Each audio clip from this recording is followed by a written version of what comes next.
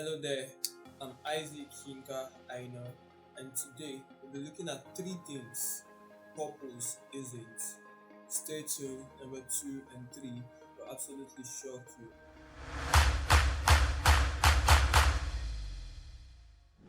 Number one, purpose isn't a one time discovery.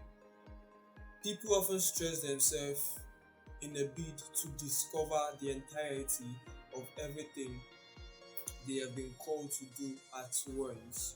But oftentimes we discover that God works in a way whereby He unfolds progressively that which you have been called to do. Purpose isn't a one-time discovery. Don't be too quick to label yourself to a particular thing because you do not know if that is all there is to you or if that is the present thing God will have you do. So purpose isn't a one-time discovery. Purpose is unfolded progressively. Although you can discover your trajectory at once. For example, you can know you're called to ministry or you're called to a particular sphere of influence. Number two, you can't discover purpose without God. And by God, I mean Jesus Christ. You will come online, check YouTube, check Google, and you'll see different mediums that motivational speakers use or teach to help people discover purpose. And you often discover that these mediums do not include the person of Jesus Christ. Any medium that teaches you to discover purpose without a process that involves Jesus is not helping you discover purpose. What you will end up discovering at the end of that is self or something else. You can't discover purpose without involving Jesus Christ because He is the one who defines what your purpose is. Number three, purpose isn't your passion.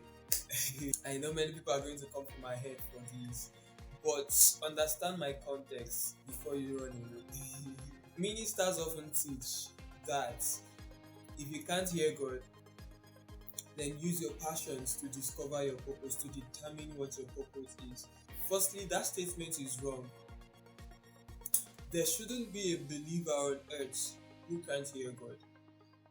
The duty of a minister is not to help a believer not hear God. The duty is to help them discern how they hear God. Now, one of the things that is not considered when this particular statement is made is the maturity of the believers.